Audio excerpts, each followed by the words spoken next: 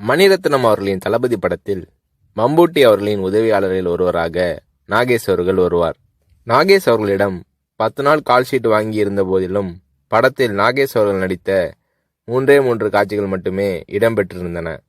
பிறகு ஒரு நாள் ரஜினி அவர்களை நாகேஷ் சந்தித்த போது, மணிரத்னம் என் கால்ஷீட்டை வீணாக்கிவிட்டார், இன்னும் சில காட்சிகளில் என்னை பயன்படுத்தியிருக்கலாம் என்று நாகேஷ் அவர்கள் தன்னுடைய ஆதங்கத்தை வெளிப்படுத்திய போது, ரஜினி அவர்கள் பதில் ஏதும் சொல்லாமல் புன்னகை புரிந்தார். அவ்வளவுதான்.